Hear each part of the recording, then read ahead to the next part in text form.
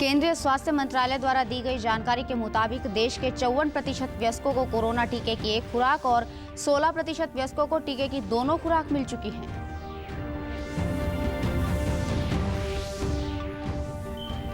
मुख्यमंत्री ने आजादी के अमृत महोत्सव के उपलक्ष्य में आजादी के संघर्ष में हरियाणा के योगदान पर आधारित डिजिटल प्रदर्शनी का किया शुभारंभ।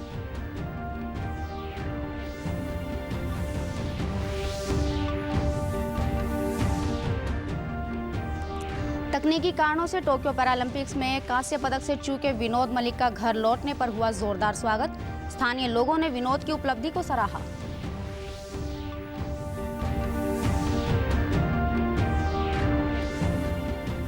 और नारनौद के मिलकपुर गांव निवासी तिलकराज ने 30 वर्षों में पाई जोड़ गांव के जर्जर पड़े 150 साल पुराने कुएं की बदल दी सूरत, बने मिसाल। नमस्कार, मैं ममता रानी। अब समाचार विस्तार से। केंद्रीय स्वास्थ्य मंत्रालय की प्रेस वार्ता में कोरोना टीकाकरण अभियान को लेकर महत्वपूर्ण जानकारी दी गई।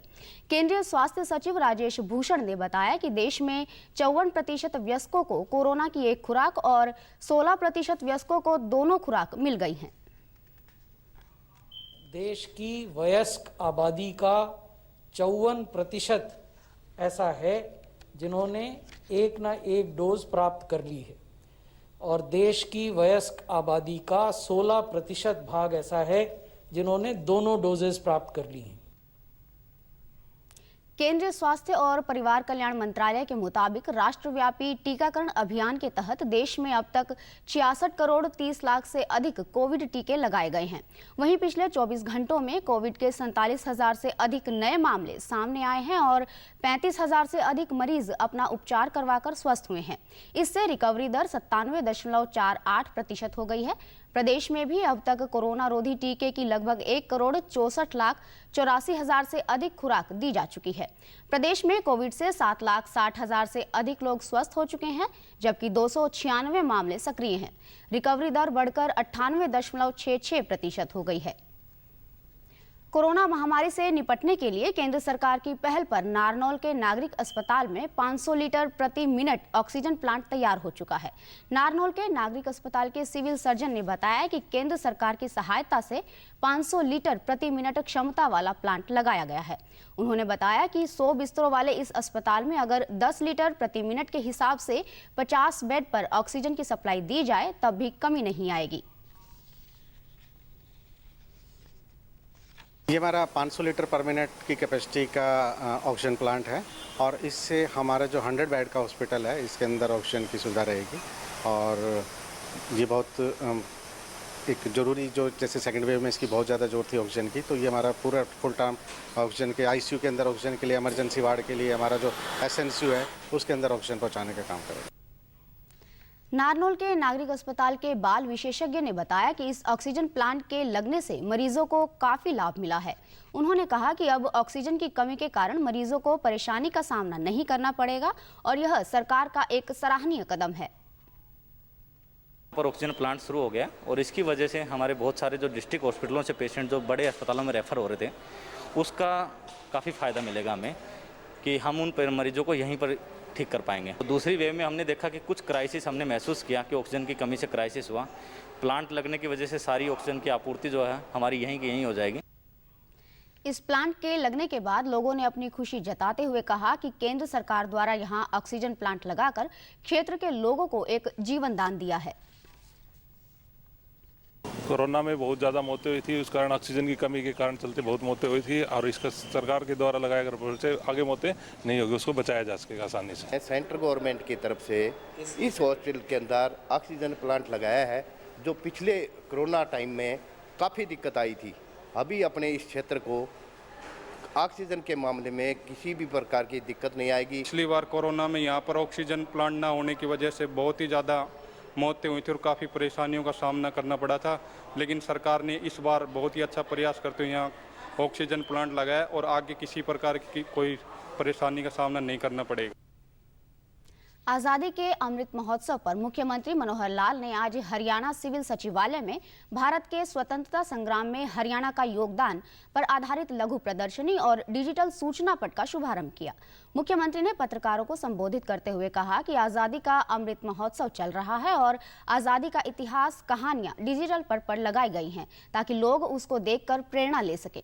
उन्होंने कहा कि इस पट पर किस तरह आजादी प्राप्त की, किन किन का योगदान रहा और आजादी के लिए कहां कहां बिगुल बजाया गया था, ये सभी जानकारी रहेगी। मुख्यमंत्री ने कहा कि प्रदेश के सभी जिला मिनी सचिवालय पर भी इसी तरह के डिजिटल सूचना पट लगाए जाएंगे। उन्होंने कहा कि डिजिटल हरियाणा की तरफ प्रदेश बहुत से मापदंडों को पार कर चुका है और लोगों को सभी सुविधाएं आईटी के माध्यम से मिले, इसके लिए तैयारी कर रहे हैं। आज़ादी के इस पर्व पर 75वां जो आज़ादी का वर्ष चल रहा है, अमृत महोत्सव, इस समय में आज़ादी की पुरानी जो प्राचीन इतिहास है, कहानियां हैं, वो सब यहाँ डिजिटल पट पर लगाई गई हैं ताकि लोग आते जाते यहाँ पर उसको देख सकें और इससे प्रेरणा प्राप्त कर सकें। हमने ये भी कहा है कि इसी प्रकार के पट सभी जिला के जो मिनी सचिवालय हैं वहाँ पहले लगाया जाए और बाद में जहाँ जहाँ फुटफॉल होता है लोगों का वहाँ भी लगाने का प्रयत्न करेंगे ताकि लोगों को इस वर्ष में आज़ादी की पूरी कहानी, ये किस प्रकार से क्रांतिकारियों ने आज़ादी प्राप्त की, किन किन लोगों का उसमें योगदान रहा और कहाँ कहाँ इसका बिगुल बजाया गया, ये सारी जानकारी उनको मिल सके। टोक्यो पैरालंपिक्स में तकनीकी कारणों की वजह से डिस्कस थ्रो में कांस्य पदक से वंचित रहे विनोद मलिक का आज रोहतक में अपने घर वापस पहुंचने पर भव्य स्वागत किया गया।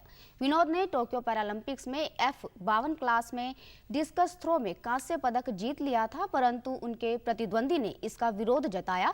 फिर टोक्यो पैरालंपिक्स के तकनीकी प्रतिनिधि ने यह तय किया कि विनोद कुमार डिस्कस थ्रो के F52 कैटेगरी के लिए योग्य नहीं है। विनोद मलिक ने कहा कि तकनीक की वजह से कांस्य पदक न मिल पाने में उनकी कोई गलती नहीं है। उन्होंने पूरी मेहनत की और टोक्यो पैरालंपिक में भाग लिया। विनोद ने कहा कि इस साल वह देश के लिए फिर अंतर्राष्ट्रीय स्पर्धा में भाग लेगा।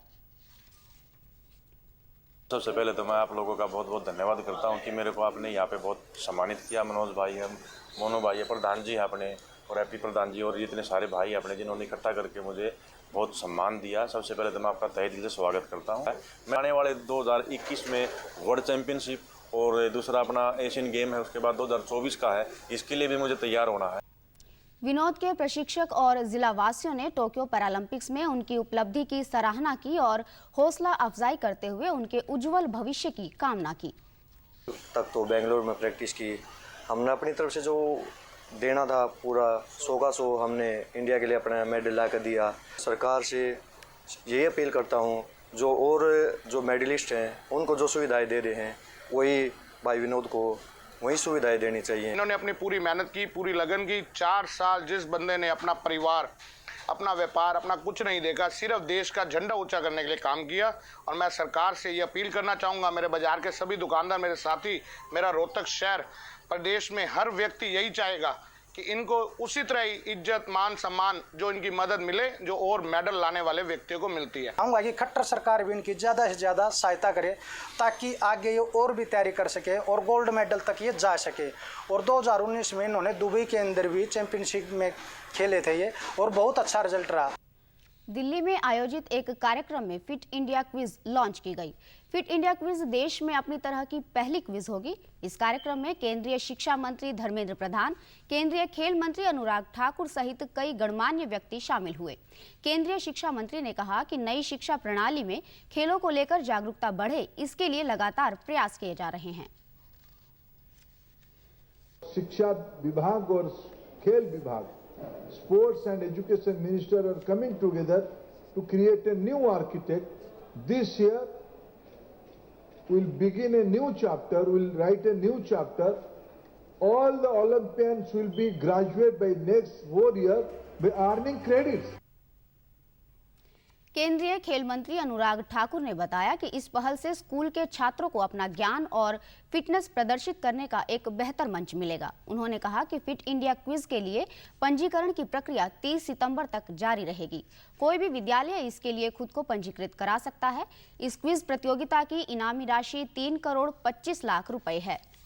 फिट इंडिया क्विज की लॉन्च किया गया है। ये 1 सितंबर से 30 सितंबर तक इसमें रजिस्ट्रेशन होंगी और इसके लाखों स्कूल देश भर के इसमें पार्टिसिपेट कर सकते हैं। 3,25,00,000 रुपए के इसमें इनाम मिलेंगे और इसमें जहां स्कूल को इनाम लाखों रुपए का मिलेगा वहां पे खिलाड़ियों को भी लाखों रुपए के इनाम इसके साथ साथ मिल रहे हैं और जो पैसा स्कूल को मिलेगा उसको भी खेल गतिविधियों पर खर्च करना होगा। हिसार जिले के नारनौंद कस्बे के गांव मिलकपुर के निवासी तिलक राज ने उनके पुरखों द्वारा बनवाए गए कुएं को जर्जर हाल में देख 20 वर्ष की आयु में इसके आधुनिकीकरण करने का संकल्प लिया था। पाई पाई जोड़कर 50 साल की उम्र में उन्होंने कुएं की तस्वीर ऐसी बदली कि इसे देखने के लिए आसपास के क्षेत्रों से लोग आने लगे हैं। तिलक राज वर्मा ने बताया कि उनके परदादा मोलूराम ने तकरीबन 150 वर्ष पहले गांव में एक कुएं का निर्माण करवाया था। वक्त के साथ और देखरेख के अभाव में कुआं जर्जर हो गया था। उन्होंने बताया कि कुएं की सुधार की राह आसान नहीं थी क्योंकि वह खुद बेरोजगार थे, परंतु उन्होंने हिम्मत नहीं हारी। पहले परिवार व रिश्तेदारों से सहायता हासिल की और खुद ही मरम्मत का काम शुरू कर दिया। तिलक राज ने कहा कि उन्होंने लगभग 10 साल इसी प्रकार से कुएं की मरम्मत कराई और आज इस कुएं को देखकर सभी ग्रामीण खुश हैं।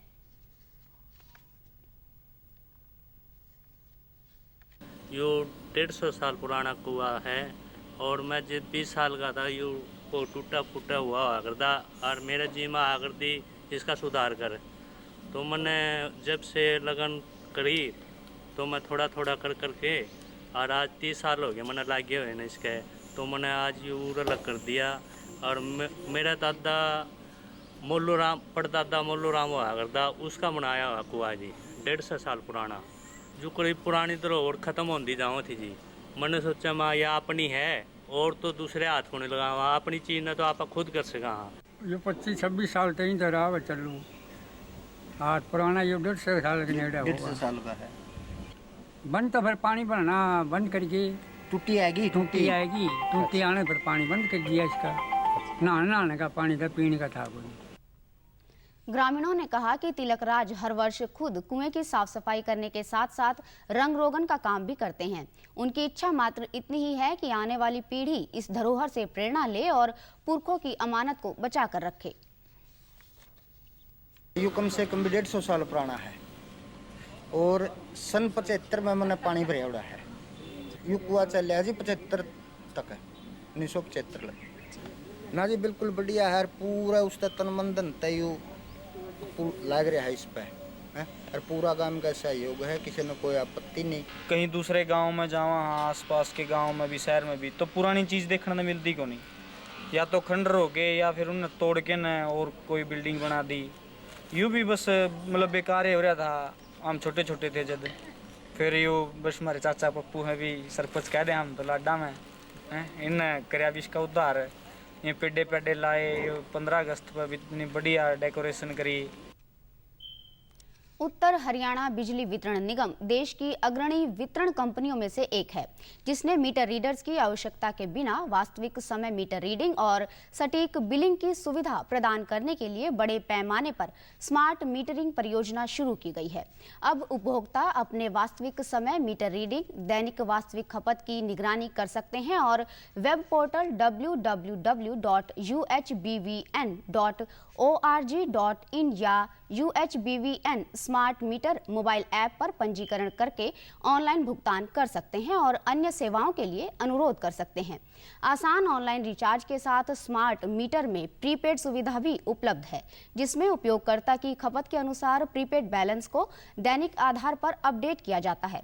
प्रीपेड बिलिंग को बढ़ावा देने के लिए डिस्कॉम प्रीपेड उपभोक्ताओं को बिजली की बिक्री पर 5% की छूट भी दे रहा है, जो किसानों और किराएदारों के लिए लाभदायक है। डीडी न्यूज हरियाणा पर देश और प्रदेश से जुड़ी खबरों को विस्तार से जानने के लिए आप हमारे साथ फेसबुक, ट्विटर और यूट्यूब के माध्यम से भी जुड़ सकते हैं। हमसे जुड़ने के लिए आप हमारे सोशल मीडिया हैंडल को भी फॉलो कर सकते हैं। अब आप अपने मोबाइल फोन से QR कोड स्कैन कर हमारे YouTube चैनल पर सीधे पहुंच सकते हैं। अंत में इस बुलेटिन के मुख्य समाचार एक बार फिर।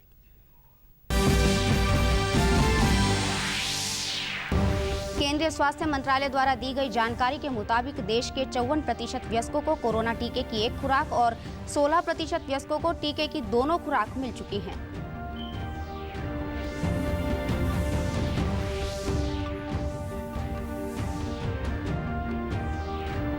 मुख्यमंत्री ने आजादी के अमृत महोत्सव के उपलक्ष्य में आजादी के संघर्ष में हरियाणा के योगदान पर आधारित डिजिटल प्रदर्शनी का किया शुभारंभ।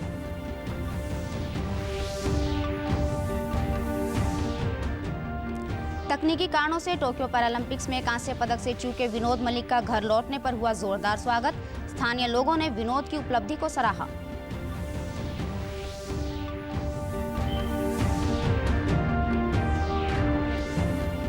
और नारनौंद के मिलकपुर गांव निवासी तिलकराज ने 30 वर्षों में पाई जोड़ गांव के जर्जर पड़े 150 साल पुराने कुएं की बदल दी सूरत, बने मिसाल।